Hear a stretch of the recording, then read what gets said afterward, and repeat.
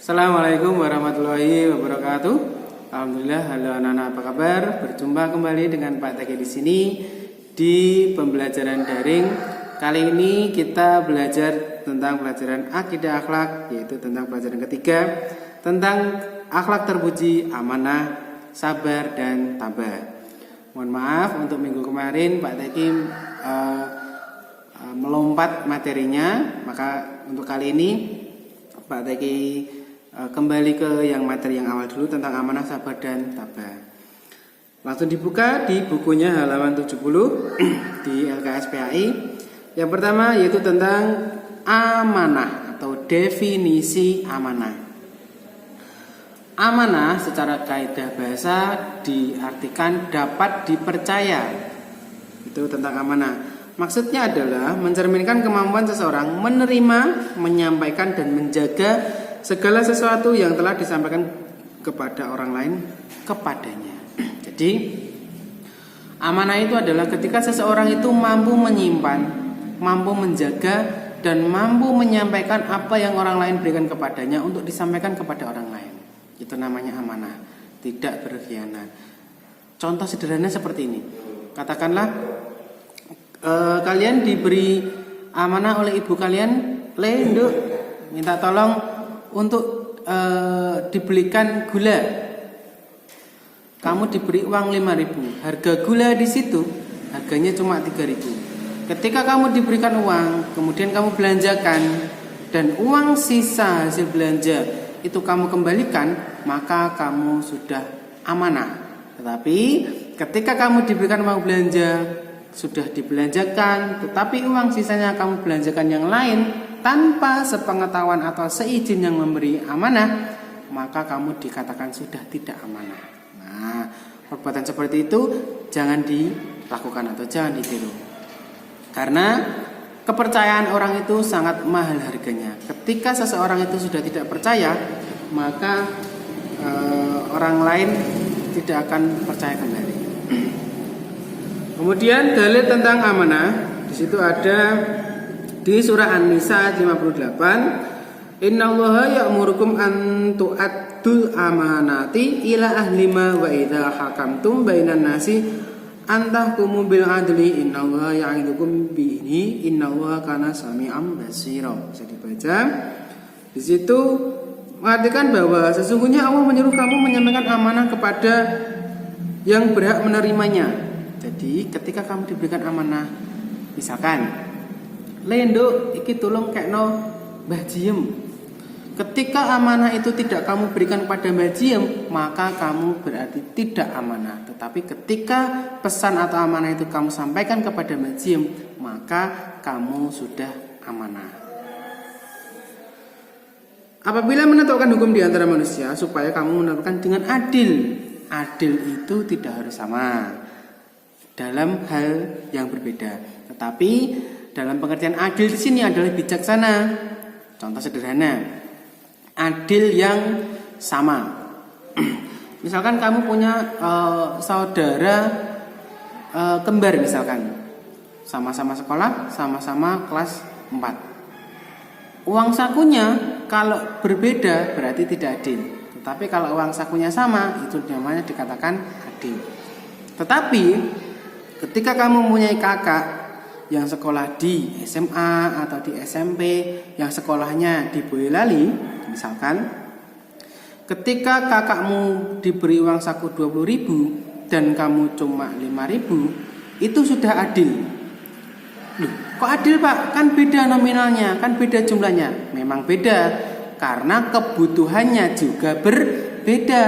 Coba dibalik, misalkan kamu uang sakunya 20.000, sedangkan kakakmu 5.000. Tidak cukup untuk membayar angkot atau beli bensin. Sementara kamu yang tidak membutuhkan angkot, tidak membutuhkan bensin, akan kelebihan uang.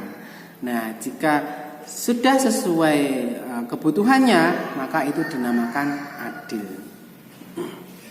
Itu tentang amanah. Dan contoh kecil saja. Kemudian yang kedua, pembagian amanah. Di situ ada 3 halaman 71. Yang pertama adalah amanah terhadap Allah Subhanahu wa taala. Amanah ini berupa ketaatan kita menjalankan segala perintah Allah. Puasa, sholat, zakat, haji bagi yang mampu, bersedekah, saling menolong, saling membantu, dan lain-lain. Kemudian memuliakan masjid, membaca Al-Quran, sholat tahajud, dan sebagainya. Itu namanya ketaatan kita dalam menjalankan perintah Allah. Serta menjauhi larangannya. Menjauhi larangannya itu misalkan tidak berbohong, kemudian ingkar janji, suka menjahili teman, tidak mau menolong, tidak mau berbagi. Itu larangan Allah, harus kita jauhi.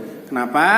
Karena ketika kita melakukan larangan Allah, maka yang timbul adalah dosa, di mana dosa itu nanti akan kita pertanggungjawabkan kelak di akhir sana. Kemudian yang kedua yaitu amanah terhadap sesama manusia. Di Indonesia dikenal dengan namanya makhluk sosial, atau kita tidak bisa hidup tanpa orang lain. Contoh sederhana, baju yang kalian pakai itu kita membutuhkan bantuan orang lain. Mulai dari petani kapas, kemudian pekerja pabrik untuk memintal benang, kemudian oleh penjahit yang menjahit baju, kemudian belum lagi untuk yang memintal benang menjadi kain, belum lagi untuk yang menjual baju ini. Kita tidak bisa hidup sendiri tanpa orang lain. Contoh sederhana adalah baju. Yang kedua, contoh sederhana adalah makan. Kamu bisa makan nasi itu karena ada bantuan dari Pak Petani, ada bantuan dari pabrik atau pengolah beras. Tanpa mereka, kamu tidak bisa makan. Kalaupun kamu menanam sendiri padinya, kamu juga harus membutuhkan orang lain untuk benihnya. Makanya kita sebagai makhluk sosial harus saling tolong-menolong, saling membantu, saling peduli dengan sesama, dengan tetangga, teman, saudara, semuanya harus saling membantu, saling peduli. Karena itu bisa mendekatkan kita lebih erat, persatuan kita tetap terjaga, dan rasa persaudaraan kita tetap kokoh terhadap manusia. Kemudian amanah terhadap diri sendiri, artinya kita tidak membohongi diri sendiri. Maksudnya bagaimana, Pak? Contoh, di sini ada menggunakan tentang kemampuan hidup. Misalkan saya punya uang saku 10.000, ini misalkan punya uang saku 10.000. Kok ada teman yang kesusahan, misalkan mau belajar, kebetulan pensilnya hilang dan sebagainya. Apa yang harus kita lakukan dengan uang 10.000 itu? Ketika kita dihadapkan dengan situasi itu, kita harus amanah terhadap diri sendiri. Oh, kita membutuhkan pensil, teman kita juga membutuhkan pensil. Kita ada uang lebih, ayo kita belikan pensil. Atau kita pinjami ketika kita punya pensil yang tidak hanya satu atau lebih dari satu. Itu namanya tidak membohongi diri sendiri. Atau lebih lebih jelasnya, hampir mirip dengan peduli dengan orang lain, tetapi itu kita tempatkan pada diri kita. Nah, di situ namanya peduli atau amanah terhadap diri sendiri, tetapi dengan cara peduli dengan orang lain.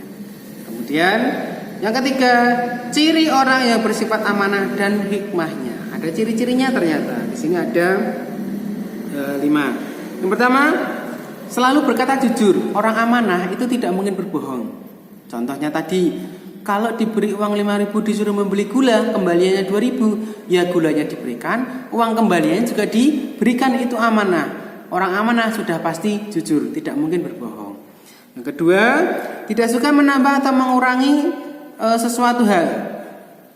Contohnya tadi juga dikasih uang 5.000 untuk membeli gula 3.000, yang 2.000 diberikan apa adanya, jangan ditambahi, jangan pula dikurangi.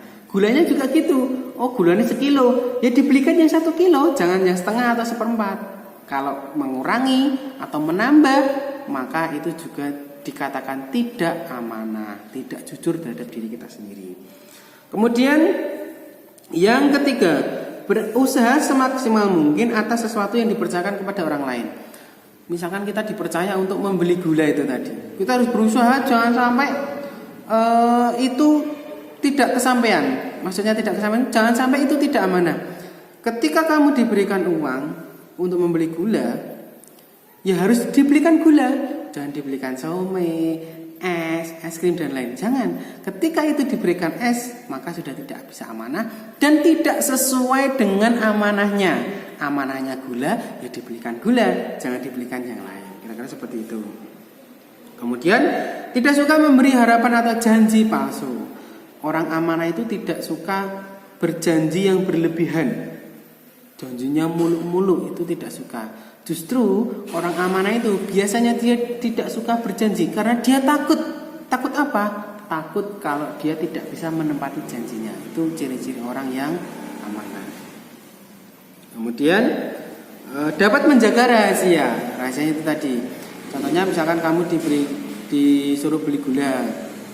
Rahasia itu amanah yang kamu diberikan kepada kamu. Kamu diberikan gula, harganya 3.000, gulanya 1 kilo misalkan. Uang sisanya 2.000. Ketika kamu ditanya teman, habis beli apa? Beli gula. Sisanya berapa? 2.000. Jujur. Meskipun itu bukan rahasia, tetapi kalau bisa, misalkan ditanya teman, kamu harus beli apa? Beli gula, harganya berapa? 3.000. Uang sisanya berapa? 2.000. Tapi ditambahi, sisanya 2.000. Misalkan ada teman yang hendak meminjam atau apa, ditambah saja.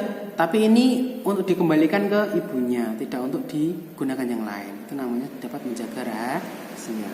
Seperti itu. Kemudian manfaatnya atau hikmah dari orang amanah ini yang pertama yaitu dicintai oleh Allah dan Rasulnya atau Rasulullah Shallallahu Alaihi Wasallam. Kemudian dapat dipercaya orang lain. Karena ingat tadi Pak Taki bilang awal, kepercayaan itu mahal harganya. Ketika seseorang itu sudah tidak percaya, maka akan sulit untuk percaya kembali. Yang ketiga, mendapat simpati dan disenangi orang lain, terutama orang-orang yang suka memberi amanah kepada dirinya. Ketika seseorang itu yang amanah, maka orang lain akan menyukai, akan suka kepada kita. Dan ketika dia ingin memberikan amanah kepada kita, dia tidak ragu-ragu. Dia akan memberikan dengan ikhlas. Kemudian hidupnya akan sukses dan diridhoi oleh Allah serta mendapatkan kemudahan dalam segala hal oleh Allah Subhanahu wa taala. Itu tentang amanah. Kemudian untuk sabar dan tabah nanti Pak Taki lanjutkan di lain waktu karena waktunya terlalu panjang. Bisa dipelajari dulu halaman 73 sampai terakhir dibaca dan dipelajari dulu. Nanti kalau minggu depan nanti akan Pak Taki sampaikan tentang sabar dan tabah. Itu kiranya untuk pertemuan hari ini mungkin terlalu panjang. Mohon maaf atas segala kekurangan. Assalamualaikum warahmatullahi wabarakatuh.